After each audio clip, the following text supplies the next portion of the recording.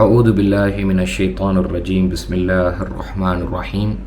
இறைவனுடைய சாந்தியும் சமாதானமும் நம் அனைவர் மீதும் நின்று நிலவட்டுமாக. என்னுடைய யூடியூப் சேனலுக்கு உங்களை நான் வரவேற்கிறேன். நான் சம்மில். காணொளிக்குள் செல்வதற்கு முன்னால் பார்வையாளர்கள் நிச்சயமாக இப்பொழுது ஸ்க்ரீனில் டிஸ்பிளே ஆகக்கூடிய இந்த நூலை வாசிக்குமாறு கேட்டுக்கொள்ளப்படுகிறார்கள். நூலினுடைய தலைப்பு பின்காலனிய நினைவேக்கம், அரசியல் நவீனத்துவம் குறித்த ஒரு மீள் வாசிப்பு. போஸ்ட் கொலோனியல் பீரியட் பற்றின ஒரு தீவிரமான, விரிவான, விசாலமான ஒரு விமர்சன ஆய்வு நூல். அதாவது பொலிட்டிக்கல் மாடர்னிட்டி பற்றிய ஒரு கிரிட்டிக்கலான ஒரு அனாலிசிஸ். அதாவது இந்த விஷயம் பற்றி முஸ்லீம்கள் நிச்சயமாக விழிப்படைந்திருக்க வேண்டும், விழிப்புணர்வுடன், ஒரு பூரணமான முழுமையான அறிவுடன் இருந்திருக்க வேண்டும். ஆனால் அந்த விஷயம் பற்றிய குறைந்தபட்ச விழிப்புணர்வு, அதாவது குறிப்பாக இஸ்லாமிய பின்புலத்திலிருந்து குர்ஆன் சுன்னா சீரா ஒளியில் இந்த விவகாரம் பற்றிய பூரணமான ஒரு விழிப்புணர்வோடும் அறிவோடும் இருந்திருக்க வேண்டிய சமூகம் இப்பொழுது இந்த பொலிட்டிக்கல் மாடர்னிட்டி, அதாவது அரசியல் நவீனத்துவத்தினுடைய ட்ராப்பில் தான் விழுந்து கிடக்குது.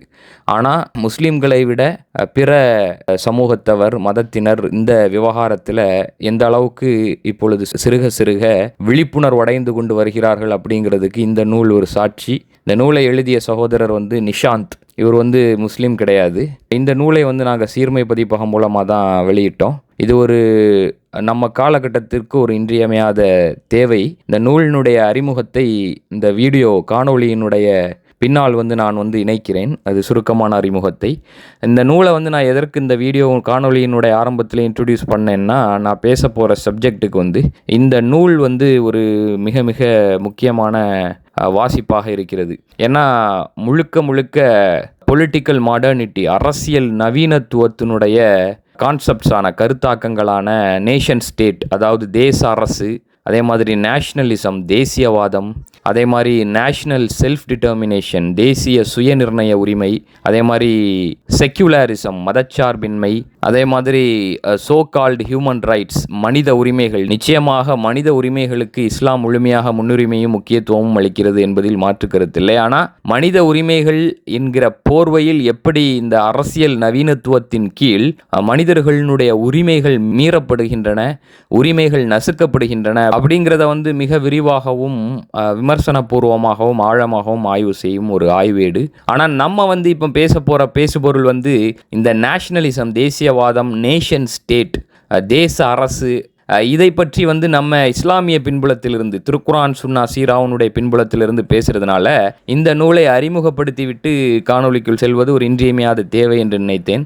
அதனால தான் இந்த நூலை சுருக்கமாக அறிமுகப்படுத்துகிறேன். அதாவது இந்த நேஷன் ஸ்டேட், தேச அரசு என்பதும் தேசியவாதம் என்பதும் ஒரு போஸ்ட் கொலோனியல் ப்ராடக்ட். அது ஒரு பொலிட்டிக்கல் மாடர்னிசத்தினுடைய, மாடர்னைசேஷனுடைய ப்ராடக்ட். அதாவது பின்காலனித்துவ ஒரு வெளிப்பாடாகவும் அரசியல் நவீனத்துவ வெளிப்பாடாகவும் இருக்கிறது அப்படிங்கிறத பார்வையாளர்கள் உணர்ந்து கொண்டு, தெரிந்து கொண்டு இந்த காணொளிக்குள் செல்வது அவசியம் என்று கருதுகிறேன். இது முழுக்க ஒரு ஐயாமுல் ஜாஹிலியாவுனுடைய ஒரு கருத்தாக்கம். அதுபோல் இது ஒரு அஸ்ஸபியாவின் வெளிப்பாடாகத்தான் இருக்கிறது அப்படிங்கிறதையும் பார்வையாளர்கள் மனதில் ஆழ பதிய வைத்து கொண்டு அந்த காணொளிக்குள் செல்வது பொருத்தமாக இருக்கும் என்று கருதுகிறேன்.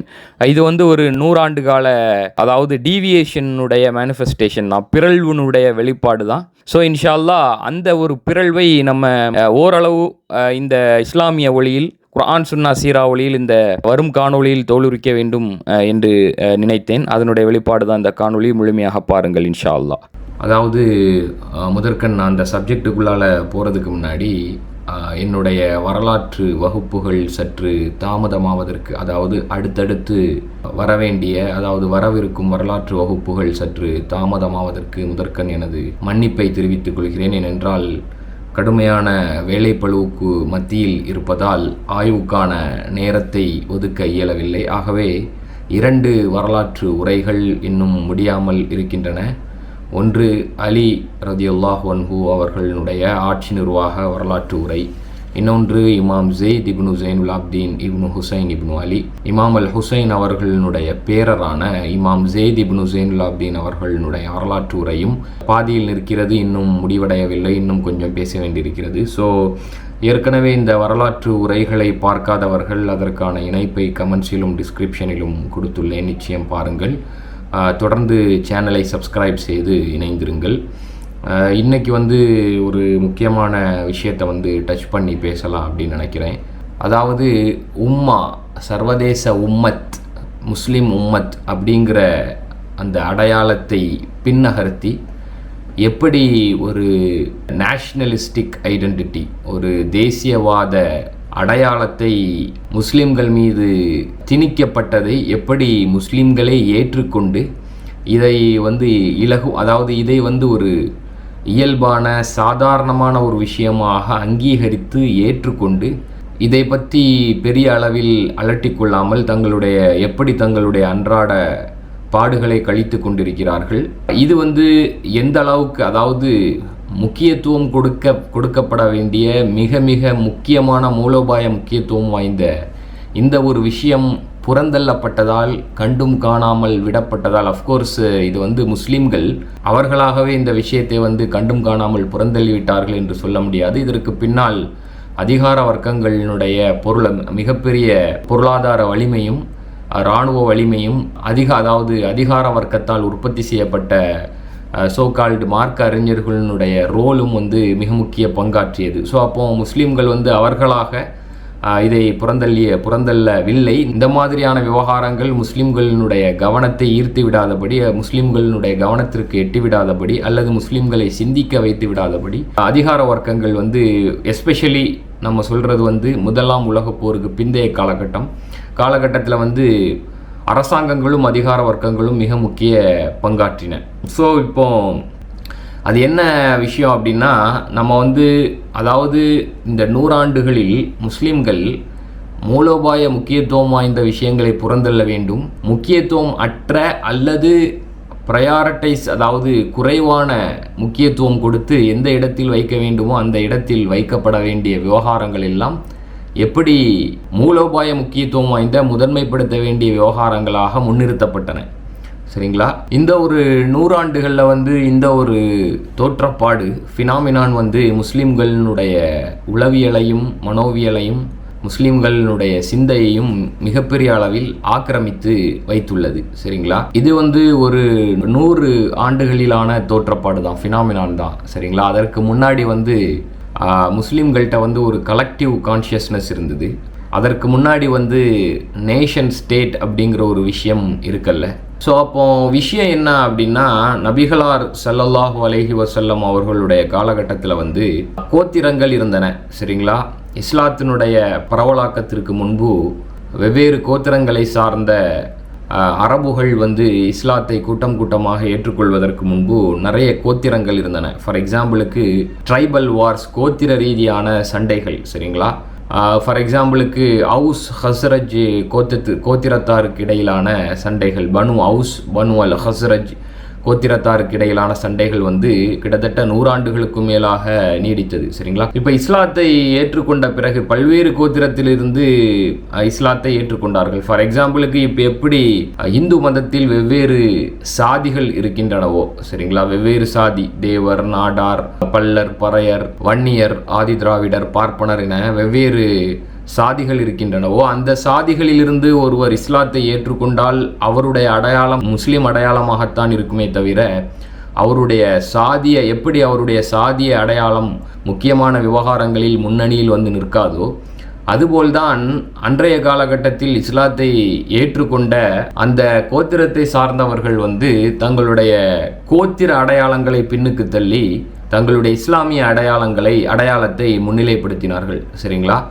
ரசூலுல்லாஹி ஸல்லல்லாஹு அலைஹி வஸல்லமுடைய புரட்சிகர தூது செய்தியின் இந்த பரப்புரையின் பிரச்சாரத்தின் விளைபலனாக நபிகளார் மரணிக்கும் பொழுது அரேபிய தீபகற்பத்தில் முஸ்லிம் உம்மத் நிலை பெற்றிருந்தது. அவர்கள் எந்த குலத்தை கோத்திரத்தை சேர்ந்தவர்களாக இருந்தாலும் சரி, இப்பொழுது அவர்கள் முஸ்லிம்கள். அதாவது இவன் முஸ்லீமாக இருக்கக்கூடிய பட்சத்தில் என்னுடைய சகோதரன் ஆவான். அவன் எந்த கோத்திரத்தை சார்ந்தவனாக இருந்தாலும் சரி. அதற்கு முன்னாடி நிலம் அப்படி இல்லை. அவன் என்னுடைய கோத்திரத்தை சார்ந்தவனாக இருந்தால் மட்டும்தான் அவன் என்னை சேர்ந்தவன். சரிங்களா? அவன் என்னுடைய கோத்திரத்தை சார்ந்தவனாக இல்லை என்றால் அவன் என்ன, அதாவது நான் வணங்கக்கூடிய அந்த கடவுளையே அவன் வணங்கினாலும் வழிபட்டாலும் அவன் என்னை சார்ந்தவன் அல்ல. சரிங்களா. கிட்டத்தட்ட அவுஸ் ஹஸ்ரஜ் கோத்திரத்தாருக்கு மத்தியிலான வழிபாட்டு முறைகள் இஸ்லாத்திற்கு முந்தைய காலகட்டங்களில் வெவ்வேறானதாக இருக்கவில்லை, கிட்டத்தட்ட ஒரே மாதிரி தான் இருந்தன. ஆனால் வழிபாட்டு முறைகளை வைத்து தங்கள் பின்பற்றக்கூடிய மார்க்கங்களை வைத்து அவர்கள் ஒன்றிணையவில்லை. அவர்களுக்கு மத்தியில் அசபியா இருந்தது, கிளானிஷ் டுகெதர்னஸ், கிளானிஷ் சாலிடாரிட்டின்னு சொல்லுவாங்க, சரிங்களா. அப்போ அந்த அசபியாவின் அடிப்படையில், கோத்திர ரீதியான அசபியாவின் அடிப்படையில் தான் அவர்கள் ஒன்றிணைந்தார்கள். ஸோ அப்போது இஸ்லாம் அதை அப்படி டிரான்ஸ்ஃபார்ம் பண்ணுது, அப்படியே தலைகீழாக புரட்டுது. அதற்கு பிறகு அவர்கள் இஸ்லாத்தை ஏற்றுக்கொண்ட பிறகு அவர்களுடைய மார்க் அடையாளம் முன்னணிக்கு வருகிறது, அவர்களுடைய இந்த கோத்திர அடையாளம் பின்னுக்கு போகிறது, சரிங்களா. ஸோ அப்போ ரசூல்லா ஸல்லல்லாஹு அலைஹி வஸல்லம் அவர்களுடைய தூதுச்சி எப்படி நம்ம இப்போ இந்தியாவில் உள்ள எக்ஸாம்பிள் பார்த்தோமோ சேம் எக்ஸாக்டாக அதே மாதிரி தான். ஆனால் நல்லா கேட்டுக்கிடுங்க, இந்த ஒரு அடையாளத்தை முஸ்லீம்கள் தக்க வைத்து கொண்டிருக்கும் முறை, அதாவது ஒன் கலெக்டிவ் உம்மா, சரிங்களா, கலெக்டிவ் கான்ஷியஸ்னஸ், உம்மாவுனுடைய இந்த கலெக்டிவ் கான்ஷியஸ்னஸ், அதாவது ஒரே சாலிட் பிளாக். ரசூல்லா ஸல்லல்லாஹு அலைஹி வஸல்லம் சொன்ன மாதிரி அல் முஃமினு லில் முஃமின்னு சொன்னாங்க, அல் முஃமினு லில் முஃமின் கல் புன்யானு யஷுத்து பாதுஹு பாதான்னு சொன்னாங்க. இந்த கான்டெக்ஸ்டில் தான், அதாவது ஒரு மூமினுக்கு இன்னொரு மூமின் என்பவர் ஒரே திடமான கட்டுமானத்தை போன்றவர், கட்டமைப்பை போன்றவர், சரிங்களா, ஒன் சாலிட் பாடியை போன்றவர், அதனுடைய ஒவ்வொரு பாகமும் மற்ற பாகங்களை அரண் செய்த வண்ணம் இருக்கும் அப்படின்னு, சரிங்களா. அதுபோல ரசூல்லா ஸல்லல்லாஹு அலைஹி வஸல்லம் சொல்றாங்க, மஸலுல் முஃமினீன் ஃபீ தவாத்திஹிம் வ தஆதுஃபிஹிம் வ தராஹுமிஹிம் கமஸலில் ஜஸதுன் வாஹித், சரிங்களா. மூமின்கள் தங்களுக்கு மத்தியிலான பரஸ்பர அன்பு, கருணை, இரக்கம், அனுதாபம் இவற்றிலெல்லாம் கமஸலில் ஜஸதுன் வாஹித், ஒரே உடலை போன்றவர்கள். இந்த ஒரு கருத்தை, சித்தாந்தத்தை, இந்த ஒரு விஷயத்தை அதாவது இப்போ இருக்கக்கூடிய சாதிய வேறுபாடுகளை விட, சாதிய சண்டைகளை விட தீவிரமாக கோத்திர குல வேறுபாடுகள் வேரூன்றி இருந்த ஒரு அரேபிய அந்த தீபகற்பத்தில், அரேபிய மண்ணில் இந்த சமத்துவ சமூக நீதி கோட்பாட்டை, ஒன் உம்மா, ஒரே உம்மத் அப்படிங்கிற கோட்பாட்டை முழுமையாக அந்த மக்கள், அரேபிய மக்கள் உள்வாங்குகிறார்கள். அதாவது யூனிட்டி அப்படிங்கிறது கலிமத்து தௌஹீத், லா இலாஹ இல்லல்லாஹ் அப்படிங்கிற அந்த அளவுகோலின் அடிப்படையில் தான் அமையுமே தவிர வேறு எதன் அடிப்படையிலும் ஒற்றுமை, ஒரே உம்மத் அப்படிங்கிற கான்செப்ட் அமையாது அப்படிங்கிறத அந்த ஒரு ஐடியாலஜியை ஆழமாக அவர்கள் உள்வாங்குகிறார்கள், சரிங்களா. அப்போ உள்வாங்கியதனுடைய விளைவு தான் அவர்கள் ஒரே உம்மத்தாக இருக்கிறார்கள். அவர்களுக்கு மத்தியில் கருத்து வேறுபாடுகள் இருந்தன. ஆனால் அந்த கருத்து வேறுபாடுகள் மூலோபாய முக்கியத்துவம் வாய்ந்த, முதன்மைப்படுத்த வேண்டிய பொதுவான எந்த விவகாரங்களிலும் அந்த கருத்து வேறுபாடுகள் அவர்களை முஸ்லீம் உம்மத் அப்படிங்கிற ஒன் சாலிட் பாடியை விட்டும் வெளியில் தள்ளவில்லை, சரிங்களா. ஸோ இந்த கான்டெக்ஸ்டில் தான் ரசூல்லா இதையும் சொல்கிறாங்க, லா ஃபதுல் அலி அரபியு அலா அஜமி வலா அலி அஜமியு அலா அரபி வலா அலி அபியது அலா அஸ்வத் வலா அலி அஸ்வத் அலா அபியத் இல்லா பி தக்வா. அதாவது ஒரே அளவுகோல் தான், அந்த அளவுகோல் தக்வா. அன்னாசு மின் ஆதமு ஆதமு மின் துராபுன்னு சொன்னாங்க, சரிங்களா. அனைத்து மனிதர்களும் ஆதமிலிருந்து வந்தவர்கள். ஆதம் மண்ணால், அதாவது அழுக்கிலிருந்து படைக்கப்பட்டார், டஸ்ட்ல இருந்து படைக்கப்பட்டார் அப்படின்னு. ஸோ அப்போ என்னுடைய பாயிண்ட் என்னன்னா, இது ரொம்ப டீட்டெயில்டாக நம்ம விவரிக்க வேண்டிய தேவை ஏற்படாதுன்னு நினைக்கிறேன். ஏன்னா உங்களுக்கு இந்த கான்செப்ட் நன்றாக புரிந்திருக்கும். ஆனால் முதல் உலக போருக்கு பிந்தைய அந்த காலனித்துவவாதிகளினுடைய சூழ்ச்சியின் சதித்திட்டங்களின் வெளிப்பாடா, அதாவது கொலோனியல் இன்டர்ஃபியரன்ஸின் விளைவா என்ன ஆகுது அப்படின்னா, அந்த முஸ்லிம் உம்மத் அப்படிங்கிற அந்த அடையாளம், இஸ்லாம் அப்படிங்கிற அடையாளம் பின்னுக்கு தள்ளப்பட்டு அவரவர்களுடைய தேசிய அடையாளம் முன்னணிக்கு கொண்டு வரப்பட்டது, சரிங்களா. ஏன்னா அந்த முதல் உலக போருக்கு பிந்தைய காலகட்டத்தில், குறிப்பாக உஸ்மானிய சாம்ராஜ்யத்தினுடைய வீழ்ச்சிக்கு பிறகு ஒரே பாடியாக, ஒன் சாலிட் பிளாக்காக இருந்த முஸ்லிம் உம்மத் துண்டாடப்படுகிறது தேச அரசுகளாக, சரிங்களா. அது மொழி ரீதியான அசபியாவின் அடிப்படையில் இருக்கலாம், அதாவது லிங்குவிஸ்டிக் அசபியாவாக இருக்கலாம், ட்ரைபல் அசபியா, கோத்திர ரீதியான, குல ரீதியான, மொழி ரீதியான, இன ரீதியான அசபியாவின் அடிப்படையில், தேசியவாத அசபியாவின் அடிப்படையில் முஸ்லிம் நிலப்பரப்புகள் துண்டாடப்படுகின்றன, சரிங்களா. இந்த துண்டாடப்படுவதற்கு எனக்கு தெரிந்து 2 பிரதான நோக்கங்களை நம்ம வந்து சொல்லலாம். அதாவது குறிப்பாக இதில் வந்து இஸ்ரேல், நம்ம இதை பற்றி பேசியிருப்போம். அதாவது இஸ்ரேல் எப்படி ஹிலாஃபத்தை அழித்தது அப்படின்னு ஒரு வீடியோ பேசியிருக்கிறேன். அதே மாதிரி அரேபியாவில் பிரிட்டிஷ் உளவாளிகள்னு ஒரு வீடியோ பேசியிருக்கிறேன். அதுவும் நம்ம இப்போ பேசக்கூடிய சப்ஜெக்டை ஒத்த சப்ஜெக்ட் தான்.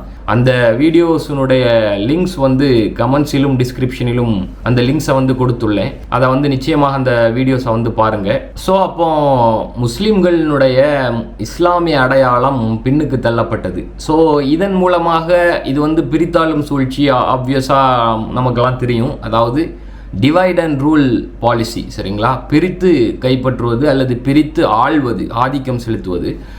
அதில் வந்து நிறைய அஜெண்டாக்கள் இருந்தன. காலனித்துவவாதிகளுக்கும் ஏகாதிபத்தியவாதிகளுக்கும் ஜியோனிஸ்டுகளுக்கும் இதில் நிறைய அஜெண்டாக்கள் இருந்தன. அதாவது பலஸ்தீனத்தில் யூதர்களை குடியமர்த்துவது, யூத தாயகத்தை அந்த இடத்தில் கட்டமைப்பது, சோகால்டு தாயகத்தை கட்டமைப்பது, யூதர்களுடைய அந்த நிலப்பரப்பை களவாடி கொஞ்சம் கொஞ்சமாக அதை விரிவுபடுத்தி ஒட்டுமொத்த பலஸ்தீனர்களையும் அங்கிருந்து துடைத்தளிப்பது. ஸோ அப்போ இந்த ஒரு கலெக்டிவ் கான்ஷியஸ்னஸ் இருக்கிறது வரை, அதாவது உம்மத் அப்படிங்கிற ஒரு கலெக்டிவ் கான்ஷியஸ்னஸ் இருக்கிறது வரை, அந்த கலெக்டிவ் கான்ஷியஸ்னஸ் வந்து நிறுவனமயப்பட்ட ரீதியில் வந்து அமலில் இருக்கும் வரை, முஸ்லீம்களினுடைய ஒருமித்த மனசாட்சி, முஸ்லீம்களினுடைய ஒருமித்த சிந்தனை இந்த விவகாரங்களில் ஒரு நிறுவனமயப்பட்ட அரசியல், பொருளாதார, இராணுவ சக்தியாக அமலில் இருப்பது வரை தங்களுடைய இந்த அஜெண்டாவை வந்து அவர்களால் நிறைவேற்ற முடியாது என்பதற்காக திட்டம் தீட்டி இன ரீதியான, மொழி ரீதியான, தேசிய ரீதியான அசபியாவின் அடிப்படையில் முஸ்லிம் உம்மத்தை பிளவுகளாக, கூறுகளாக கூறு போடுகிறார்கள், பாகுபடுத்துகிறார்கள், சரிங்களா? இதனுடைய விளைவாக அங்கே வந்து யூதர்கள் வந்து சிறுக சிறுக குடியமர்த்தப்படுகிறார்கள். நல்ல ஞாபகம் வச்சுக்கிடுங்க. அது ஸ்டேட் ஆஃப் இஸ்ரேல், இஸ்ரேலினுடைய உருவாக்கமும் சவுதி அரேபியாவினுடைய உருவாக்கமும் கிட்டத்தட்ட ஒரே காலகட்டத்தில் நிகழ்கிறது. ஒரு சைடில் யூதர்களுக்கான ஒரு தாயகம் வந்து எஸ்டாப்ளிஷ் செய்யப்படக்கூடிய அதே நேரம் சவுது கோத்திரத்திற்கும் தங்களுக்கென்று ஒரு, அதாவது செயற்கையான எல்லை கோடுகளால் பிரிக்கப்பட்ட ஒரு தேசம் வந்து வழங்கப்படுகிறது, சரிங்களா? ரெண்டுமே ஒரே காலகட்டத்தில் அமலில் வருகிறது, அமல்படுத்தப்படுகிறது.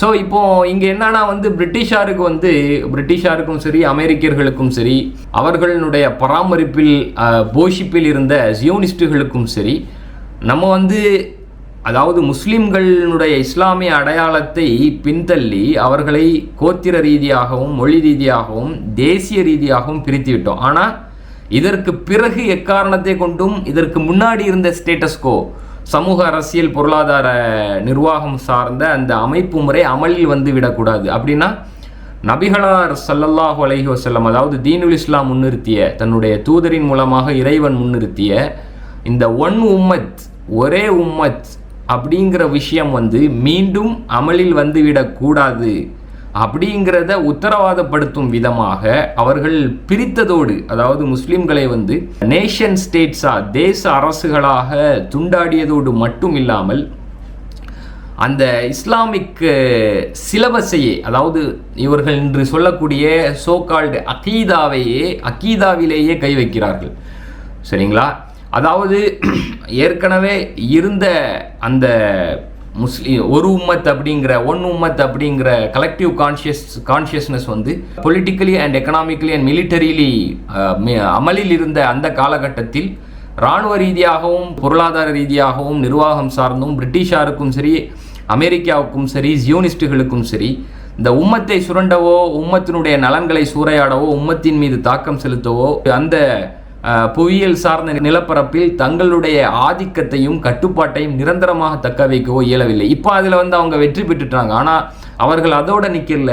வெற்றி பெற்றது மட்டும் போதாது, இனிமேல் மேற்கொண்டு இந்த, அதாவது குளோபல் உம்மா, ஒரே உம்மத், முஸ்லிம்கள் தங்களுடைய தேசிய அடையாளத்தை பின்தள்ளி முஸ்லிம்கள் அப்படிங்கிற ஒற்றை அடையாளத்திற்குள் மீண்டும் ஒன்றிணைந்து விடக்கூடாது, ஒற்றுமையாகிவிடக்கூடாது என்கிற ரீதியில் ஒரு திட்டம் தீட்டுறாங்க, சரிங்களா? அந்த திட்டத்தின் ஒரு பகுதியாக தான் இந்த ஹரமைனின் கட்டுப்பாட்டை தங்களுடைய கைப்பாவையின் கையில் வந்து கொடுத்தார்கள் என்பதோடு, அந்த திட்டத்தின் ஒரு அங்கமாக தான் முஸ்லிம்களை தேசிய ரீதியாகவும் மொழி ரீதியாகவும் கூறு போட்டார்கள், சரிங்களா? என்பதோடு அந்த திட்டத்தின் ஒரு அங்கமாகத்தான் நபிகளாருடைய, அதாவது இஸ்லாம் முன்னிறுத்தக்கூடிய நபிகளாருடைய தூது செய்தியான முஸ்லிம் உம்மத் அப்படிங்கிற அடையாளத்தை பின்தள்ளி தேசியவாத அடையாளத்தை முன்னிறுத்துவதில் முஸ்லிம்கள் முன்னிறுத்துவதில் இவர்கள் வந்து வெற்றி கண்டார்கள் என்பதோடு மேற்கொண்டு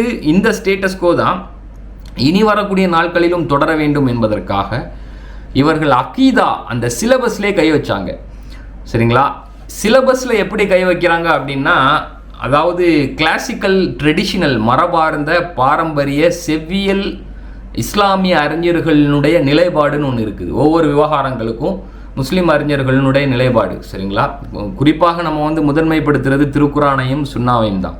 சரிங்களா? நபிகளாரனுடைய ஒரு சில ஹதீஸுகளை கோட் செய்தோம். அதே மாதிரி திருக்குரானும் இந்த விஷயத்தில் வந்து உறுதியாக இருக்கிறது. லக்கத் அர்சல்னா ரசூலனா பில் பையினாத் வ அன்சல்னா மஅஹுமுல் கிதாப வல் மீசான் லியக்கூமன் நாசு பில் கிஸ்த்.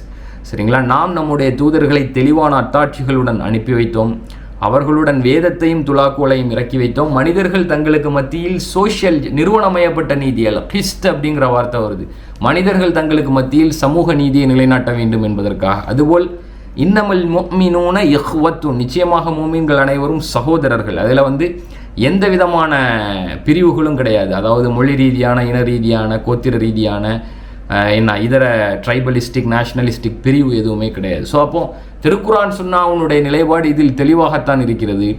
ஆனால் இதில் தான் இந்த விஷயத்தை அடிப்படையாக கொண்டு தான் அனைத்து செவ்வியல் பாரம்பரிய இஸ்லாமிய அறிஞர்களுடைய நிலைப்பாடும் கண்ணோட்டங்களும் ஃபத்வாக்களும் கருத்துகளும் இருந்தன. ஆனால் இந்த கருத்துகள் கண்ணோட்டங்கள் ஃபத்வாக்கள் எல்லாத்தையுமே வந்து டைல்யூட் பண்ணணும். சரிங்களா? அதை நீர்த்து போக செய்ய வைக்கணும், அதை காலாவதியான ஒன்றாக மாற்ற வேண்டும். அதாவது 1920களுக்கு பிறகான இஸ்லாமிய உலகத்தில் புதுவிதமான ஒரு சோகால்டு அகீதா, குறிப்பாக அரசியல், பொருளாதாரம், நிர்வாகம், இராணுவம், ஆட்சியாளர்கள் என்று வரும் பொழுது ஒரு புதுவிதமான அகீதா வந்து முஸ்லீம் உலகத்தில் முஸ்லீம்களினுடைய உளவியலிலும் முஸ்லீம்களினுடைய மனோவியலிலும் தாக்கம் செலுத்த வேண்டும், அவர்களுடைய சிந்தனையை ஆதிக்கம் செலுத்த வேண்டும்னு முடிவெடுத்தாங்க. அதில் வெற்றியும் பெற்றாங்க. சரிங்களா? அதனுடைய விளைவாக என்னாச்சு அப்படின்னு சொன்னால், இந்த மாபெரும் பிதத்தை, இது வந்து ஒரு மிகப்பெரிய நிறுவனமயப்பட்ட பிதத், நிறுவனமயப்பட்ட வலாலா, முக்கியமான கோர் இஷ்யூவில் இருந்தே உம்மத் வந்து டைவர்ட் ஆகிட்டு, உம்மத் வந்து பிறழ்ந்து இப்பொழுது எங்கேயோ வந்து நின்று கொண்டிருக்கிறது. அதனுடைய விளைவாகத்தான் பலஸ்தீனிலும் சரி மற்ற பகுதிகளிலும் சரி முஸ்லீம்களுக்கு என்ன நடந்து கொண்டிருக்கிறதோ அது நடந்து கொண்டிருக்கிறது. ஏன்னா இப்போ பலஸ்தீனர்களாக தான் பார்க்குறாங்க. இதுதான் பிரிட்டிஷாரனுடைய ஜியோனிஸ்டுகளினுடைய ஏகாதிபத்தியவாதிகளினுடைய வெற்றி. பலஸ்தீனர்களை 100 ஆண்டு 120 ஆண்டுகளுக்கு முன்பு முஸ்லீம்களாக பார்க்கப்பட்டார்கள்.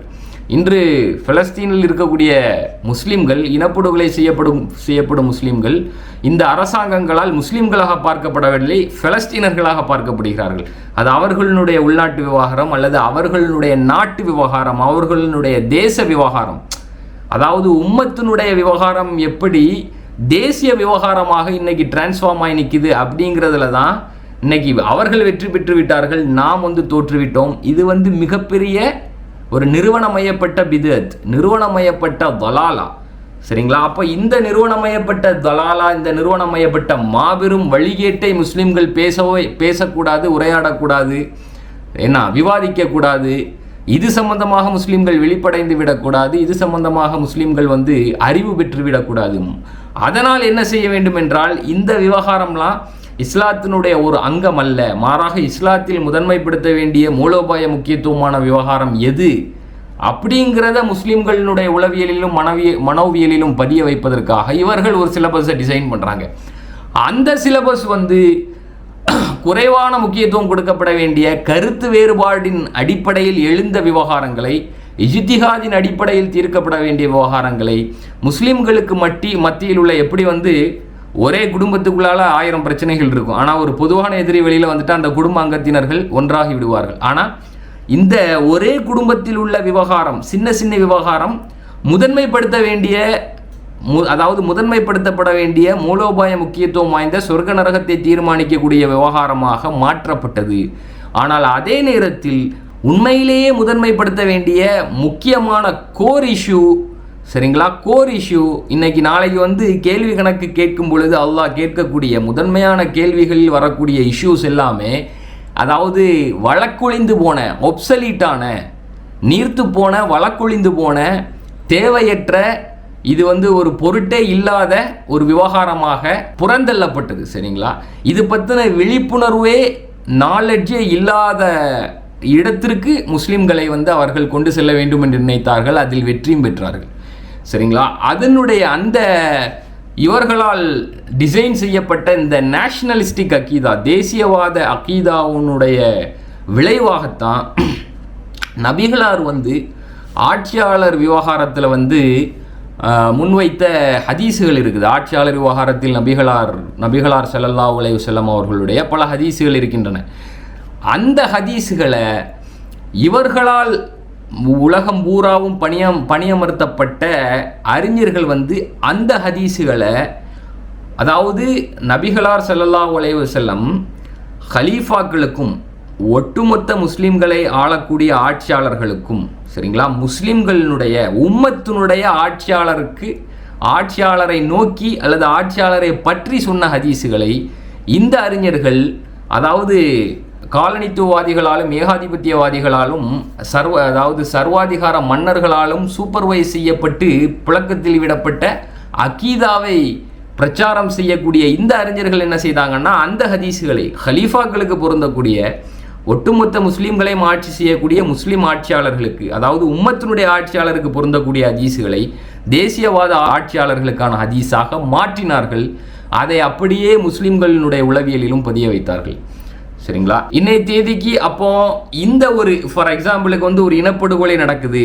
இஸ்ரேலோ அமெரிக்காவோ காலனித்துவவாதிகளோ முஸ்லீம்களை லட்சக்கணக்கில் கொத்து கொத்தாக கொன்று குவிக்கிறார்கள்.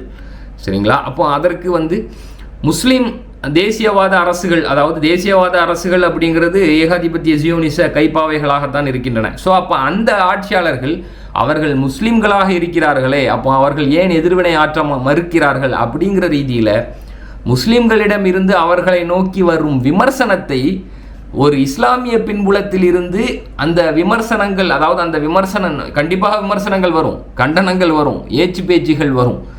சரிங்களா? அப்போது அந்த ஆட்சியாளர்களை இஸ்லாமிய பின்புலத்தில் இருந்து அரண் செய்வதற்கும் அந்த ஆட்சியாளர்களுக்கு ஸ்டில் ஒரு இஸ்லாமிய சட்டப்பூர்வ தன்மையை வழங்கி கொண்டே இருப்பதற்கும் முஸ்லிம்கள் முன்வைக்கக்கூடிய விமர்சனம், கண்டனங்கள், இந்த மாதிரி கலக குரல்கள் அனைத்தையுமே இஸ்லாமிய முலாம் பூசி ஒடுக்குவதற்கும் இந்த சிலபஸ் அதாவது போஸ்ட் கொலோனியல் இஸ்லாமிக் சிலபஸ் ஒரு வைட்டல் ரோல் பிளே பண்ணிச்சு. பின் காலனித்துவ இஸ்லாமிய சிலபஸ் ஒரு வைட்டல் ரோல் பிளே பண்ணிச்சு. பின் காலனித்துவ சிலபஸ் எப்படி ஒரு வைட்டல் ரோல் பிளே பண்ணிச்சு அப்படின்னா, அங்கே பாருங்க, நபிகளார் ஸல்லல்லாஹு அலைஹி வஸல்லம் அவர்கள் ஆட்சியாளர் விவகாரத்தில் என்னென்ன சொல்லியிருக்கிறாங்கன்னு பாருங்க. யாரும் எதுவும் விமர்சனம் பண்ணக்கூடாது, யாரும் எதுவும் மறுப்பு தெரிவிக்கக்கூடாது, யாரும் எதுவும் கண்டிக்கக்கூடாது, யாரும் எதையும் பொருட்படுத்தக்கூடாதுங்கிற அளவுக்கு போனாங்க. சரிங்களா? அப்போது இங்கே ஒரு சைடில் முஸ்லீம்கள் துடைத்தளிக்கப்படுகிறார்கள். ஒரு புறத்தில் என்ன ஆகுது அப்படின்னா, முஸ்லீம்களினுடைய கலெக்டிவ் கான்ஷியஸ்னஸும் வேலை செய்யாது. முஸ்லீம்களுக்கு பவர் இருக்காது. அதாவது முஸ்லீம்கள் அதிகாரமற்றவர்களாக ஆக்கப்பட்டு விட்டார்கள். சரிங்களா? முஸ்லீம்கள் அதாவது ஃபிசிக்கலாகவும் அவர்களால் ஒரு போராட்டத்திலோ ஒரு வெகுமக்கள் புரட்சியிலோ ஈடுபடவும் முடியாது. சரிங்களா? அதிகாரம் இல்லை. முஸ்லீம்கள் மீது அதிகாரத்தில் அமர்த்தப்பட்டவர்கள் இவர்களுடைய கைப்பாவைகளாக இருக்கிறார்கள். சரிங்களா? முஸ்லீம்கள் எல்லாவற்றையும் மீறி முஸ்லீம்கள் பொங்கி எழுந்து விடுவதை மேலும் தடுப்பதற்காக அறிஞர்கள் இவர்களால் சூப்பர்வைஸ் செய்யப்பட்ட அகீதாவை பிரச்சாரம் செய்யும் அறிஞர்கள் உலகம் பூராவும் பணியமர்த்தப்பட்டார்கள். இப்போ நம்ம என்ன கேட்குறோம் அப்படின்னா, ரசூலுல்லாஹி ஸல்லல்லாஹு அலைஹி வஸல்லம் அவர்கள் ஒட்டுமொத்த உம்மத்தை ஆட்சி செய்யும் ஆட்சியாளர்கள் பற்றி சில விஷயங்களை சொல்லியிருக்கிறாங்க. சரிங்களா? ஆட்சியாளர்களுடைய விவகாரத்தில் நபிகளாரனுடைய ஹதீஸுகள் இருக்கின்றன, திருக்குரான் வசனங்களும் இருக்கின்றன. திருக்குரான் வசனம் ஆப்வியஸாக ஒரே அளவுகோல் தான். சரிங்களா? திருக்குரான் முழுக்க அதனுடைய கோரா வரக்கூடியது தௌஹீதும் அதிலும் தான். சரிங்களா? இறை ஏகத்துவமும் ஜஸ்டிஸும் தான். சரிங்களா? அப்போ திருக்குரான் தெளிவாக இருக்கிறது. நபிகளார் ஸல்லல்லாஹு அலைஹி வஸல்லம் அதாவது கான்டெக்ஸ்டுவலைஸ் செய்யப்பட வேண்டிய ஆட்சியாளர்கள் பற்றிய சில முன்னறிவிப்புன்னு சொல்கிறத விட சில ஹதீஸுகள், சில இன்ஸ்ட்ரக்ஷன்ஸை கொடுத்துருக்குறாங்க. ஆனால் ரசூலுல்லாஹி ஸல்லல்லாஹு அலைஹி வஸல்லம் தெளிவாக சொல்லியிருக்கிறார்கள், உங்கள் ஆட்சியாளர்கள், அதாவது அவர்கள் முஸ்லீம்களினுடைய ஆட்சியாளர்கள், அதாவது ஒட்டுமொத்த முஸ்லீம் உம்மத்தையும் ஆட்சி செய்யக்கூடிய ஹலீஃபாக்கள். சரிங்களா? அவர்கள் ஹலீஃபாவாக இல்லாட்டாலும் அதற்கு பின்னாடி வந்த மன்னராட்சி காலகட்டத்தில் ஹலீஃபாவினுடைய இடத்தை பலவந்தமாக பற்றி இடித்து தங்கள் வயப்படுத்தி கொண்ட ஆட்சியாளர்கள். அவர்கள் மன்னர்களாக இருந்தாலும் அவர்கள் ஒட்டுமொத்த உம்மத்தையும் ஆட்சி செய்யக்கூடிய ஆட்சியாளர்களாக இருந்தார்கள். 3-4 ஆட்சியாளர்கள் இருக்கவில்லை. சரிங்களா? அப்போ ஒரு ஆட்சியாளருக்கு ஒட்டுமொத்த உம்மத்தையும் ஆட்சி செய்யக்கூடிய ஒரு ஆட்சியாளருக்கு பொருந்தக்கூடிய ஹதீஸை இவர்கள் எங்கோ ஒரு மூலையில் ஒரு குறிப்பிட்ட தேசத்தை குறிப்பிட்ட தேசிய எல்லைகளுக்கு உட்பட்ட மக்களை ஆட்சி செய்யும் ஆட்சியாளர்களுக்கு பொருத்தினார்கள் இந்த அறிஞர்கள். இப்போ நம்மள்கிட்ட ஆட்சியாளரை விமர்சனம் செய்யக்கூடாதுன்னா, அந்த ஆட்சியாளருக்கு எனக்கு என்னையா சம்பந்தம்? எனக்கு ஆட்சி இப்போ நான் ஒரு முஸ்லீமாக இருக்கிறேன், என்னை அந்த ஆட்சியாளர் ஆட்சி செய்யலையே, எனக்கும் அந்த ஆட்சியாளருக்கும் என்ன சம்பந்தம்? சரிங்களா? இந்த பாயிண்டை பாருங்கள். எனக்கும் அந்த நிலப்பரப்பில் அந்த செயற்கையான தேச எல்லைக்குட்பட்டு ஆட்சி செய்யும் ஆட்சியாளருக்கும் என்ன சம்பந்தம்? அப்போ நபிகளார் சொன்ன அந்த ஹதீஸ் முஸ்லீம்களை ஆட்சி செய்யும், இப்போ என்னை ஆட்சி செய்யும் முஸ்லீம் ஆட்சியாளருக்கு சொன்ன ஹதீஸை எனக்கும் ஒருவருக்கும் சம்பந்தமே இல்லாத ஆட்சியாளரோடு நான் எப்படி பொருத்த முடியும்? சரிங்களா? அப்போது ரசூலுல்லாஹி ஸல்லல்லாஹு அலைஹி வஸல்லம் முஸ்லீம் ஆட்சியாளருக்கு சொன்னாங்கன்னா, இன்றைக்கி 20க்கும் மேற்பட்ட முஸ்லீம் ஆட்சியாளர்கள் இருக்கிறார்கள்.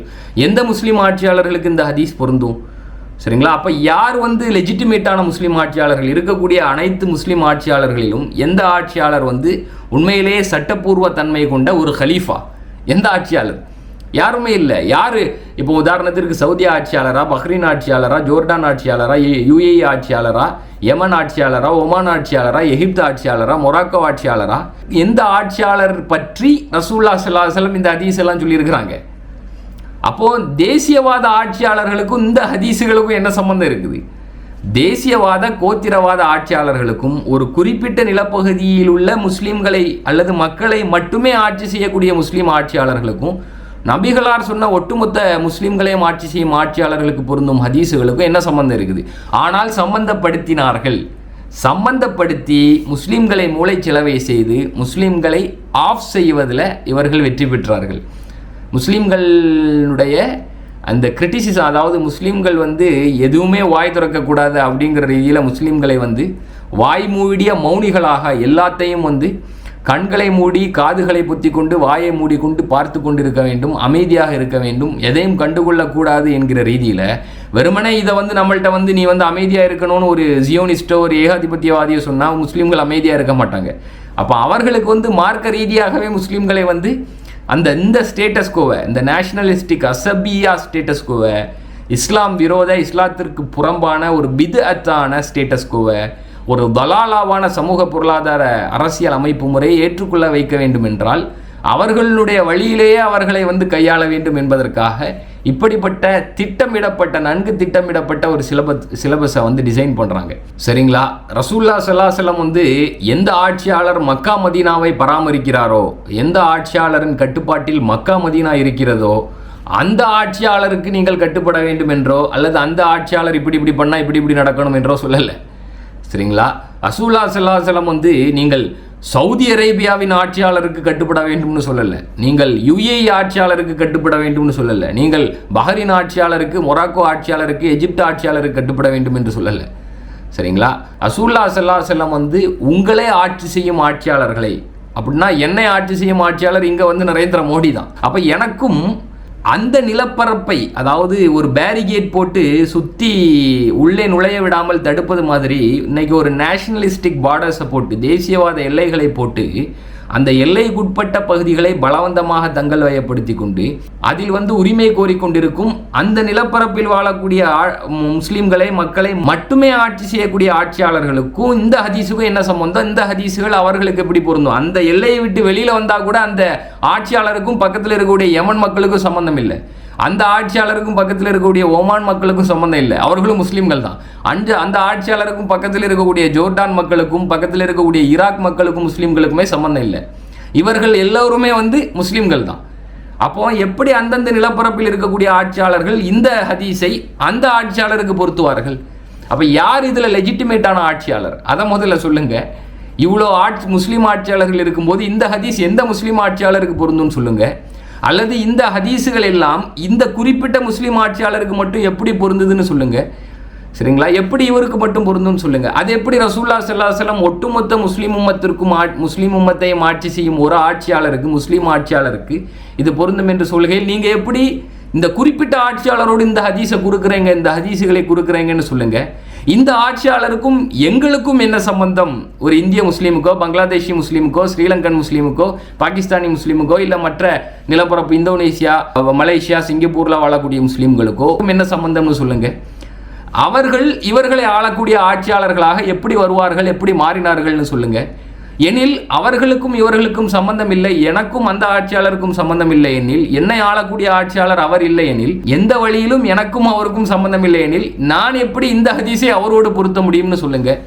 இது எதுவுமே சொல்லாம, இதை பற்றிய விளக்கங்கள் எதையுமே முஸ்லீம்களுக்கு கொடுக்காமல், இது குறித்து முஸ்லீம்களை சிந்திக்கவும் விடாமல், அவர்களுடைய சிந்தனையை முழுமையாக முடக்கி மழுங்கடித்து, நாங்கள் சொல்வதை அப்படியே ஏற்றுக்கொள்ள வேண்டும், இதுதான் நபிகளாருடைய சுன்னா, இதுதான் நபிகளாருடைய வழிகாட்டல் என்று முஸ்லீம்களை மூளைச்சலவை செய்து, முஸ்லீம்களை டம்ஸ்ட்ரக்ட் பண்ணி, அவர்களுடைய சிந்தனை ஆற்றலை முடக்கி, ஒரு மாபெரும் தலாலாவை, மாபெரும் நிறுவனமயப்பட்ட பித்அத்தை, வழிகேட்டை இயல்பான ஒன்றாக ஏற்றுக்கொள்ளும்படி செய்ததில் ஏகாதிபத்திய சியோனிச அமெரிக்க சூழ்ச்சிகளை தாண்டி, அரபு முஸ்லீம் கோத்திரவாத மொழிவாத தேசியவாத ஆட்சியாளர்களுடைய திட்டங்களையும் தாண்டி, அவர்களுடைய சூப்பர்விஷனில் வகுக்கப்பட்ட, டிராஃப்ட் பண்ணப்பட்ட இந்த சிலபஸை பிரச்சாரம் செய்த அறிஞர்களுடைய ரோலும் மிக மிக முக்கியமானது. சரிங்களா?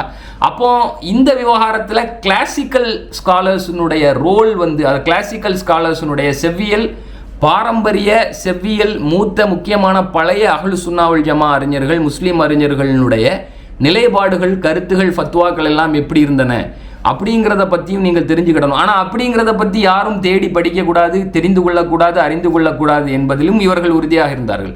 அதனால தான் நான் சொல்கிறேன், இந்த ஒரு கோட் அண்ட் கோட் அகீதா அப்படிங்கிறது அடிப்படையான கீழ்மட்ட விவகாரங்களில் மட்டுமே முஸ்லீம்களை கவனம் செலுத்த வைத்தது. அதில் மட்டுமே தெளிவாக குர்ஆன் சுன்னாவை பேசுகிறோம் என்று ப்ராபகேட் பண்ணிச்சே தவிர, அதற்கு மேலே அவர்கள் குர்ஆனின் பக்கமும் செல்லவில்லை, நபிகளாருடைய சீராவின் பக்கமும் செல்லவில்லை, நபிகளாருடைய சுன்னாவின் பக்கமும் செல்லவில்லை. முஸ்லிம்கள் இந்த விவகாரங்களில் திருக்குரானின் பக்கமும், சுன்னாவின் பக்கமும், சீராவின் பக்கமும் செல்வதையும் அவர்கள் தடை செய்தார்கள். குரான் சுன்னாங்கிற லேபிள் இருக்கும், ஆனால் எந்த மேல்மட்ட விவகாரங்களுக்கும் நீங்கள் குரான் சுன்னாவின் பக்கம் போயிடக்கூடாது.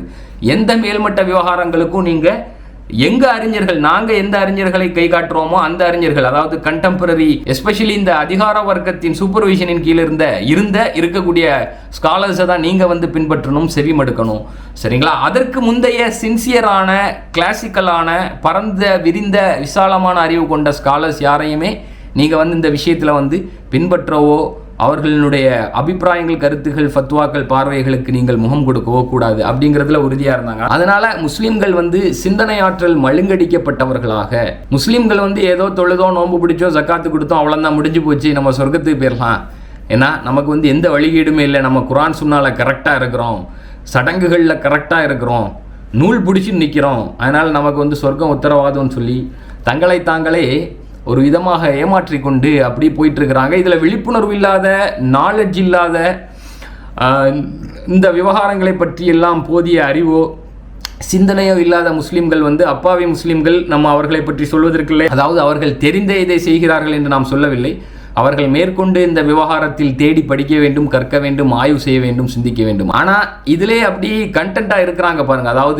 அதாவது தங்களை தாங்களே திருப்திப்பட்டு கொண்டு இருக்கிறார்கள் அல்லவா? மேற்கொண்டு எந்த விவகாரங்களையும் தேடி படிக்காமல், ஆய்வு செய்யாமல், சிந்திக்காமல் இந்த விவகாரங்கள், அதாவது ரியாக்ட் பண்ணுறாங்க ஒவ்வொரு விஷயமும்.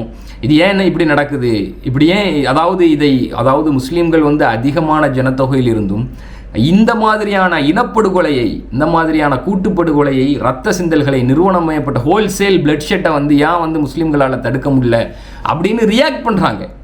ரியாக்ட் பண்ணுறதுக்கு இல்லை விஷயம், நீங்கள் ப்ரோஆக்டிவாக இருக்கணும்னு சொல்கிறேன். அதாவது ஒரு விஷயத்திற்கு, ஒரு சம்பவம் நடப்பதற்கு காரணம் எதுவோ அதுதான் தீர்வாகவும் இருக்கும். இது இம்மாதிரி சர்வதேச மட்டத்தில், குறிப்பாக முஸ்லீம்களுடைய 3ஆம் புனித ஸ்தலம் இருக்கக்கூடிய மஸ்ஜித் அல் அக்ஸா இருக்கக்கூடிய நிலப்பரப்பில் இப்படி நடப்பதற்கான காரணம் என்னன்னு நீங்கள் தேடுங்க, அதை ஆய்வு செய்யுங்க, ரிசர்ச் பண்ணுங்க.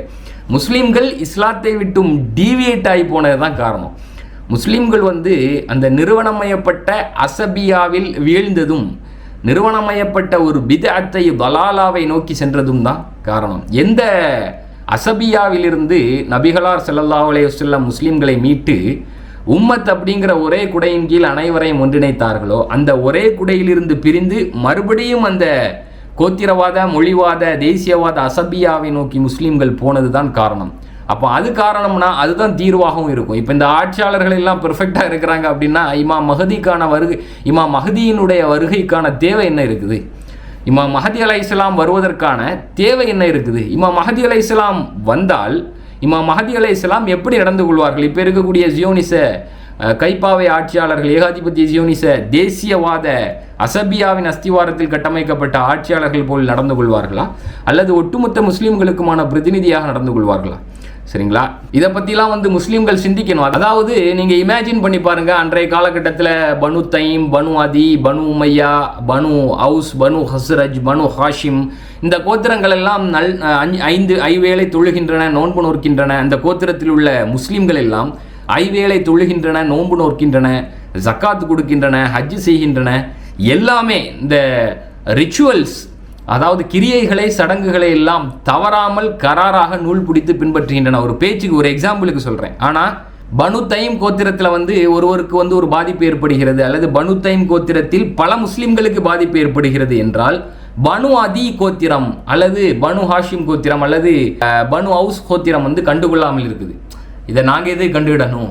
ஏன்னா அவர்கள் எங்களுடைய கோத்திரத்தை சார்ந்தவர்கள் இல்லையே அப்படின்னு.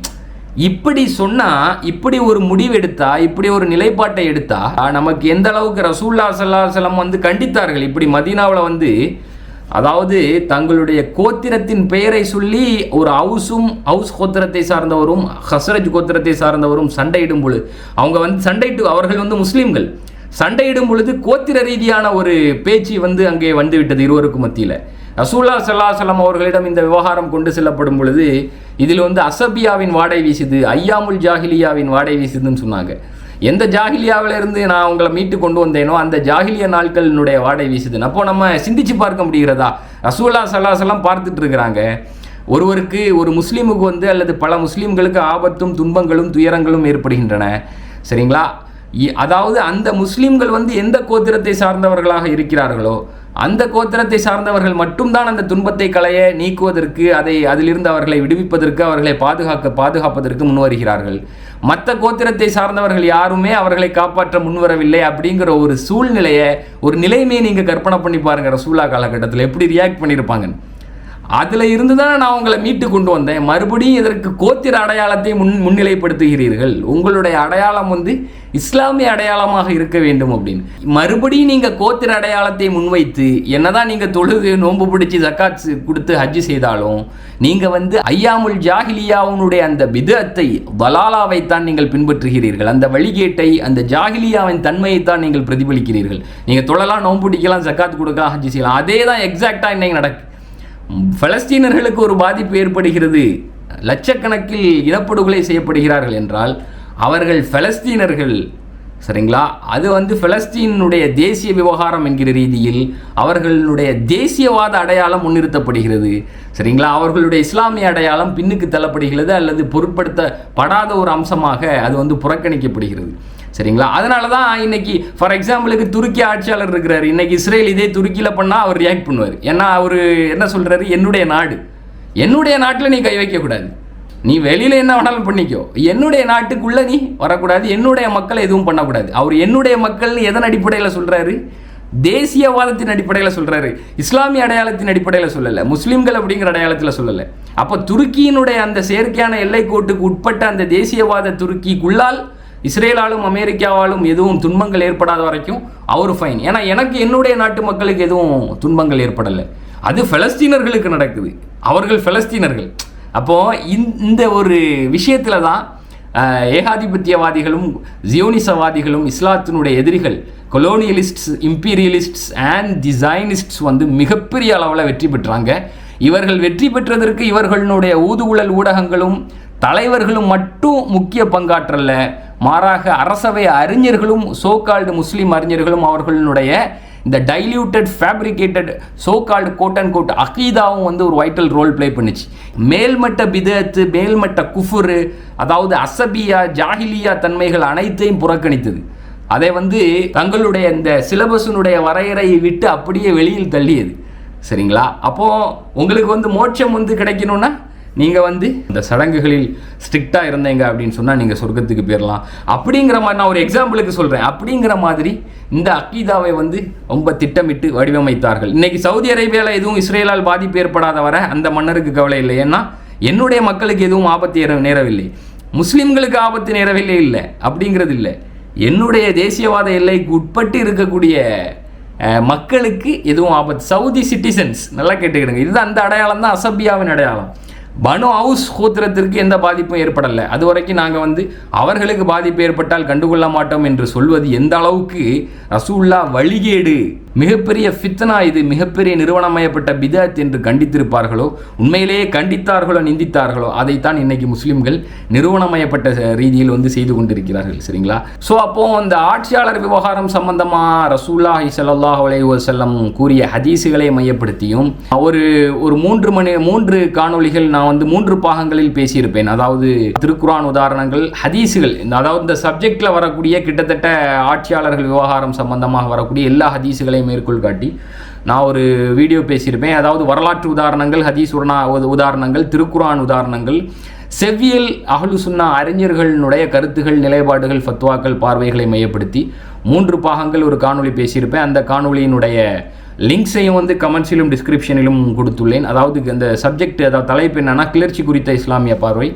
அதுபோல் இந்த நான் இப்போ பேசின சப்ஜெக்ட் தொடர்பாகவும் இஸ்ரேல் எப்படி ஹிலாஃபத்தை அளித்தது அப்படிங்கிற தலைப்பிலும், அரேபியாவில் பிரிட்டிஷ் உளவாளிகள் அப்படிங்கிற தலைப்பிலும் ஒரு காணொளி பேசியிருப்பேன். நிச்சயமாக அந்த காணொளிகளை எல்லாம் முழுமையாக பாருங்கள். இப்போ வந்து இந்த தேசியவாத, மொழிவாத, இனவாத, கோத்திரவாத எல்லைகளை உடைத்து ஒரே உம்மா, நல்லா கேட்டுக்கிடுங்க, ஒன் உம்மத் அப்படிங்கிற அந்த பழைய நிலைமைக்கு முஸ்லீம்கள் மீள வேண்டும்.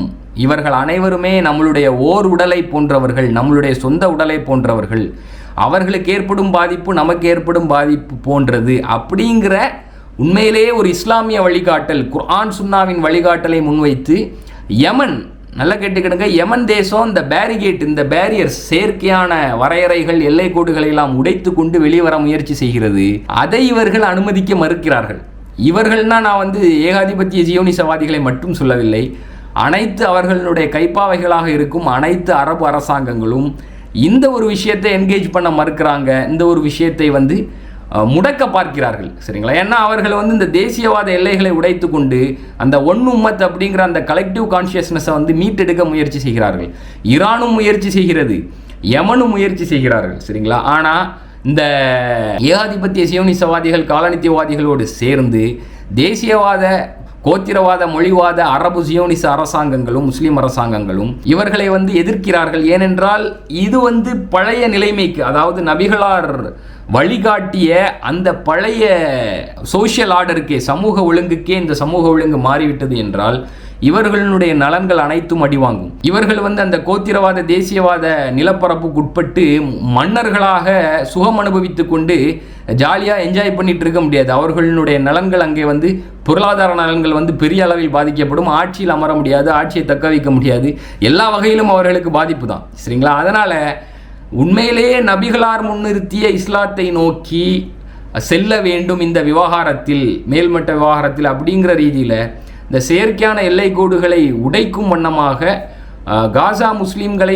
தங்களில் ஒரு அங்கமாக நினைத்து அவர்களுக்காக போராடும் யமனை வந்து இவர்கள் முடக்குகிறார்கள், அதாவது தடுக்குகிறார்கள். அவர்களுடைய இருப்புக்கே அச்சுறுத்தல் ஏற்படுத்துகிறார்கள். அவர்களுக்கு பெரிய அளவில் பொருளாதார ரீதியாக நெருக்கடிகளை கொடுக்கிறார்கள். அவர்களுடைய கட்டமைப்புகளை தகர்க்கிறார்கள். எந்த அளவுக்கு முடியுமோ அந்த அளவுக்கு வந்து முட்டுக்கட்டை ஏற்படுத்துகிறார்கள். அதுபோல் பலஸ்தீனர்களும் அதற்கு முயற்சி செய்கிறார்கள். பலஸ்தீன் மக்கள் தங்களுடைய எதிர்ப்பு இயக்கங்களின் மூலமாக முயற்சி செய்கிறார்கள். அதுவும் வந்து இவர்களால் முடக்கப்படுகிறது. அதாவது இவர்கள் அனைவருமே, நான் இப்போ சொன்ன ஃபேக்ஷன்ஸ் அனைவருமே, லெபனானுடைய எதிர்ப்பு இயக்கங்கள், இந்த எதிர்ப்பு இயக்கங்கள் அனைவரும், இந்த குழுக்கள் அனைவருமே அந்த நேஷனலிஸ்டிக் பார்டர்ஸ், நம்ம முதல்ல சொன்ன அந்த அசபியாவின் அடிப்படையில் கட்டமைக்கப்பட்ட செயற்கையான எல்லை கோடுகளை உடைத்தெறிந்து கொண்டு ஒரே உடலாக, ஒரே உம்மத்தாக இவர்களை எதிர்க்க வேண்டும். இவர்கள் நம்ம அனைவரும் சகோதர சகோதரிகள் என்கிற ரீதியில் போராட முன்வரும் பொழுது இதை வந்து இஸ்லாத்தினுடைய எதிரிகளோடு இணைந்து அரபு முஸ்லீம் சியோனிச அரசாங்கங்களும் எதிர்க்கின்றன. ஏனென்றால் இதில் ஒருவேளை அவர்கள் வெற்றி பெற்றுவிட்டால் நிச்சயமாக வெற்றி பெறத்தான் போகிறார்கள். இமாம் மஹதியினுடைய வருகை நிகழத்தான் போகிறது. அதனால் இவர்களுக்கு வந்து ஒருவேளை அவர்கள் வெற்றி பெற்றுவிட்டால் இவர்களுடைய தேசியவாத, குறுங்குழுவாத, கோத்திரவாத மொழிவாத நலன்கள் பொருளாதார நலன்கள் அனைத்துமே வந்து அதல பாதாளத்துக்கு சென்றுவிடும். சவுதி அரேபியா வந்து இப்போ ஒரு கன்சர்ட் இந்த மாதம் வந்து ஜித்தாவில் நல்லா கேட்டுக்கிடுங்க, ஜித்தாவில் வந்து ஹாலிவுட்டை சேர்ந்த ஜெனிஃபர் லோபஸ் அப்படிங்கிற ஒரு செலிபிரிட்டியை கூட்டிகிட்டு வந்து ஒரு ஆடல் பாடல் கச்சேரி நிகழ்ச்சி நடத்தி கொண்டிருக்கிறது. அதுபோக இந்த அரபு அரசாங்கங்கள் ஒரு சைடில் வந்து யமனையும் பலஸ்தீனையும் சிரியாவையும் லெபனானையும் வந்து சியோனிச இஸ்ரேலிய அரசாங்கம் பாம் போட்டு குண்டுகள் போட்டு தகர்த்து கொண்டிருக்கையில் மறுபுறத்தில் வந்து முஸ்லீம் உம்மத் வந்து என்ன செய்துட்டு இருக்கு அப்படிங்கிறதுக்கு வந்து இது மிகப்பெரிய உதாரணமாக இருக்கின்றன. அதாவது சவுதி அரேபியா ஒரு சைடில் வந்து இசை நிகழ்ச்சிகளையும் கச்சேரிகளையும் அரை நிர்வாண கால் நிர்வாண பெண்களினுடைய கேளிக்கை நடனங்களையும் நிகழ்த்தி கொண்டிருக்கையில் அதுவும் ஜித்தாலேயே நடத்து. இப்போ இந்த மாதம் ஏப்ரல் மாதம் ஜித்தாவில் வைத்தே மிகப்பெரிய கச்சேரி நடந்தது. முஸ்லீம் அறிஞர்களுக்கு மத்தியில் சவுதி அரேபியாவுக்கு உள்ளே இருந்து பெருசாக வராது, ஏன்னா அவர்களுக்கு பிரச்சனையாகும். வெளியில இருந்து மிகப்பெரிய அளவில் கிரிட்டிசிசம்ஸ் வந்திருக்குது. சரிங்களா? இவர்கள் வந்து ரியாதில் நடந்து கொண்டிருந்த விஷயங்களை இப்பொழுது ஜித்தாவை நோக்கி நகர்த்தியிருக்கிறார்கள். இந்த மாதம் ஜித்தாவில் வச்சு ஒரு கன்சர்ட் நடந்திருக்குது. மிகப்பெரிய ஒரு கேளிக்கை நிகழ்ச்சி, நடன நிகழ்ச்சி, அரை நிர்வாண ஆட்டம் போட்டிருக்கிறார்கள் மிகப்பெரிய அளவில். ஸோ அப்போ சவுதி அரேபியா இதை பண்ணிட்டு இருக்குது. சிரியாவில் கொஞ்ச நாட்களுக்கு முன்னாடி பொறுப்பேற்ற பழைய ஐசிஸ் போன்ற பயங்கரவாத அமைப்பின் ஜபத் நுஸ்ரா, ஐசிஸ் அல்-கைதா போன்ற பயங்கரவாத அமைப்பின் கிளை அமைப்பின் தலைவராக இருந்த அபு முகமது அல் ஜுலானியினுடைய சிரியா, அவருடைய தலைமையின் கீழ் இருக்கக்கூடிய சிரியா வந்து பலஸ்தீன் ரெசிஸ்டன்ஸ் குரூப்பினுடைய சில தலைவர்களை சிரியாவில் வந்து கைது செய்திருக்கிறாங்க. இப்போ இந்த அபு முகமது அல் ஜுலானியை தான் பெரிய அளவுக்கு பில்டப் கொடுத்து முட்டாயெல்லாம் கொடுத்தாங்க. சிரியா வந்து விடுதலை அடைந்து விட்டது. நம்ம அப்பமே கணிச்சோம். அது சம்பந்தமாகவும் நம்ம வந்து நம்மளுடைய கருத்தை வந்து சொல்லியிருப்போம். இது வந்து இவருடைய இந்த பஷர் அல் ஆசாத்தினுடைய ஆட்சி கவிழ்ப்பின் பின்னணியிலும் ஜோலானியினுடைய பதவியேற்பின் பின்னணியிலும் சிஐஏனுடைய மொசாதினுடைய கை ஓங்கி இருக்கிறது. அமெரிக்கா இஸ்ரேலினுடைய மிகப்பெரிய திட்டம் இருக்கிறது அப்படின்னு அன்றைய தேதியில் இதை வந்து யாருமே வந்து, அதாவது நம்மை நோக்கி விமர்சனங்களும் நம்மை நோக்கி இழி சொற்களும் தேவையற்ற வார்த்தைகளும் வந்தன. ஆனால் இப்போ வந்து அது வந்து மெட்டீரியலைஸ் ஆகிட்டு இருக்குது. இந்த ஜோலானி வந்து இன்னும் கொஞ்ச நாட்களில் வந்து இஸ்ரேலுடன் தன்னுடைய உறவை வந்து, அதாவது இஸ்ரேலுடன் இயல்புறவில் ஈடுபட போவதாக, நார்மலைசேஷனில் ஈடுபட போவதாக அறிவிப்பு வெளியாகி உள்ளது. அதுவும் இல்லாமல் இப்பொழுது வந்து இந்த அமெரிக்க அதிபர் ட்ரம்பினுடைய வேண்டுகோளை ஏற்று சிரியாவில் இருந்த இந்த விடுதலை போராட்ட இயக்கங்களினுடைய தலைவர்களை வந்து அவர்கள் வந்து கைது செய்திருக்கிறார்கள். சரிங்களா? சிரியாவுடைய இந்த சோ கால்டு ரைச்சியஸ் முஸ்லீம் லீடர், சரிங்களா, அவர் வந்து நம்ம அன்னைக்கே அவருடைய விஷயத்தை வந்து நாம் வந்து கணித்து விட்டோம். விரைவாக ஜோலானி வந்து இஸ்ரேலுடன் நார்மலைசேஷனில் ஈடுபடுவார் என்ற செய்தி வெளியாகி உள்ளது. எகிப்து வந்து காசாவை முற்றுகையிடுவதற்கு இன்னமும் வந்து இஸ்ரேலுக்கு உதவி கொண்டுதான் இருக்கிறது. அதே மாதிரி ஜோர்டான் வந்து நல்லா கேட்டுக்கிடுங்க, ஜோர்டான் அரசு வந்து இஸ்ரேலை டிஃபென்ஸ் செய்வதில், சரிங்களா, டிஃபென்ஸ் விஷயத்தில், அதாவது ஆன்டை மிசைல் அந்த அயன் டோம் சிஸ்டத்தை எல்லாம் தங்களுடைய நாட்டில் இன்ஸ்டால் பண்ணி இஸ்ரேலை நோக்கி வரக்கூடிய ஏவுகணைகளை மறிப்பதில், இது போன்ற பாதுகாப்பை இஸ்ரேலுக்கு உத்தரவாதப்படுத்துவதில் ஜோர்டான் ஒரு வைட்டல் ரோல் பிளே பண்ணிட்டு இருக்குது. அதுபோக யுனைடெட் அரப் எமிரேட்ஸ், ஐக்கிய அரபு அமீரகம், சவுதி அரேபியா, ஜோர்டான் வழியாக இஸ்ரேலினுடைய சரக்குகள் தரை வழியாக இஸ்ரேலுக்கு கொண்டு செல்லப்படுகின்றன. அதாவது யுஏஇனுடைய ஹார்பரில் இஸ்ரேலினுடைய சரக்குகள் இறக்கப்பட்டு யுஏஇ வழியாக, சவுதி வழியாக, ஜோர்டான் வழியாக இஸ்ரேலை கொண்டு செல்லப்படுகின்றன ஹூத்தீஸினுடைய செங்கடலினுடைய தடை காரணமாக. ஸோ அப்போ அந்த அரபு நாடுகள்லாம் இதை பண்ணிட்டு இருக்குது. டர்க்கி வந்து, அதாவது நம்ம ரெசிப் தையிப் எர்டோகானுடைய துர்க்கி வந்து ஆயில் சப்ளை பண்ணிட்டு இருக்குது. அதாவது ரகசியமாக இஸ்ரேலுக்கு வந்து தங்களுடைய ரகசிய சேனல்கள் மூலமாக இஸ்ரேலுக்கு இன்னமும் எரிவாயு, அதாவது எண்ணெய் ஏற்றுமதி செய்து கொண்டிருக்கிறது, எண்ணெய் சப்ளை பண்ணிட்டு இருக்குது. அசர்பைஜானும் இஸ்ரேலுக்கு வந்து எரிவாயு ஏற்றுமதி செய்து கொண்டிருக்கிறது. சரிங்களா? அசர்பைஜான். அதுபோல யுஏஇ, அதாவது யுனைடெட் அரப் எமிரேட்ஸ் பற்றியும் பஹ்ரைன் பற்றியும் சொல்லவே வேண்டாம். ஆப்ரஹாம் அக்கார்ட்ஸ் மூலமாக இஸ்ரேலுடன் சாதாரணமாக அவர்கள் வந்து தங்களை வந்து நார்மலைஸ் செய்து கொண்டார்கள். இஸ்ரேலுடனான நார்மலைசேஷனை அஃபீஷியலாகவே அறிவித்த நாடுகள், சரிங்களா, பஹ்ரைன், யுஏஇ போன்ற நாடுகள், சரிங்களா, ஆப்ரஹாம் அக்கார்ட்ஸ் அந்த அக்ரிமெண்ட் மூலமாக. ஸோ அந்த யுஏஇ வந்து இஸ்ரேலுடன் தன்னுடைய பரிவர்த்தனையை, தங்களுடைய பொருளாதார பரிவர்த்தனையை, தங்களுடைய பிஸ்னஸை வந்து அதிகரித்து கொண்டிருக்கிறது. இப்போ கூட இந்த நோன்பு, இந்த ரமதான் மாதத்தில், கடந்த ரமதானுக்கும் இதுதான் நிலைமை, இந்த ரமதான் மாதத்தில் வந்து இஸ்ரேலினுடைய ஒரு அமைச்சருக்கு வந்து இஃப்தார் ப்ரோக்ராம் வந்து யுஏஇயில் வச்சு யுஏஇனுடைய அதிகாரிகள், அரசர்களுடைய அந்த சூப்பர்விஷனில் நடந்தது. சரிங்களா? அந்த இஃப்தார் நிகழ்ச்சிக்கு சிறப்பு விருந்தினராக இஸ்ரேலினுடைய அமைச்சர் கலந்து கொண்டார். அதுபோல் கத்தார் வந்து இஸ்ரேலுடன் கைகோர்த்து கொண்டு, நல்லா கேட்டுக்கிடுங்க, கத்தார் வந்து தன்னுடைய அல் ஜசீரா ஊடகத்தின் மூலமாக தன்னை வந்து ஒரு யோக்கிய சிகாமணி மாதிரி உத்தமர் மாதிரி காட்டிக்கொண்டாலும் காட்டிக்கொள்வது ஒரு முகம், திரைமறைவில் இன்னொரு முகம் என்பது போல் கத்தாரில் இன்னமும் அமெரிக்க ஏர்பேஸ் இருந்து கொண்டு தான் இருக்கிறது. இன்னைக்கு இன்ஃபேக்ட் யமனில் போடக்கூடிய பாமுக்கு அமெரிக்கா அரபு நாடுகளில் இருக்கக்கூடிய தன்னுடைய விமானத்தளத்தை, போர் விமானத்தளத்தை தான் பயன்படுத்தி கொண்டிருக்கிறது. அதில் ஒரு விமானத்தளம், இராணுவ விமானத்தளம் கத்தாரில் இருக்குது. சரிங்களா? அப்போ கத்தார் அமெரிக்கர்களோடும், அமெரிக்க வீரர்களோடும், இஸ்ரேலிய வீரர்களோடும் ஜாயின்ட் மிலிட்டரி கண்டக்ட் பண்ணிட்டு இருக்கிறாங்க. இது அஃபிஷியலாக ஆன் ரெக்கார்டில் இருக்குது. சரிங்களா? ஜாயின்ட் மிலிட்டரி எக்ஸசைஸ் கண்டக்ட் பண்ணிட்டு இருக்கிறாங்க. ஒரு சைடில் தங்களுடைய ஆதரவு பலஸ்தீனர்களுக்கு என்று காட்டிக்கொண்டாலும், தன்னுடைய ஊடகத்தின் மூலமாக பலஸ்தீனர்களுக்கு சப்போர்ட் பண்ணுவதாக காட்டிக்கொண்டாலும், இன்னொரு சைடில் இது நடந்துட்டு இருக்குது. இதுதான் முஸ்லீம் உம்மத்தினுடைய நிலைமை. இந்த ரீதியில் இதற்கு மத்தியில் தான் இந்த நாடுகளில் வசிக்கும் சில முஸ்லீம் அறிஞர்களிடமிருந்து இஸ்ரேலை எதிர்த்து போராட வேண்டும் என்கிற ஃபத்வாக்கள் எல்லாம் வந்துள்ளன. அது எந்த வகையிலும் பயனளிக்காது, பிரயோஜனம் அளிக்காது. ஏனென்றால் தேசியவாத எல்லைகளுக்குள் கட்டுண்டு கிடக்கும் இவர்களால் வெறுமனே பேச மட்டும்தான் முடியும். இவர்களுக்கு மேல் இருக்கும் ஆட்சியாளர்கள் அவர்களுக்கு மேல் இருக்கும் ஏகாதிபத்திய சியோனிச ஆட்சியாளர்களால் கட்டுப்படுத்தப்படுகிறார்கள். ஸோ இது குறித்து முஸ்லீம்கள் சிந்திக்க வேண்டும். இது தொடர்பான ஒத்த காணொலிகளை கமெண்ட்ஸிலும் டிஸ்கிரிப்ஷனிலும் கொடுத்துள்ளேன். அந்த காணொலிகளையும் நிச்சயமாக பாருங்கள். மீண்டும் அடுத்த காணொலியில் சந்திப்போம். நன்றி. நான் சம்மில். இறைவனுடைய சாந்தியும் சமாதானமும் நம் அனைவர் மீதும் நின்று நிலவட்டுமாக.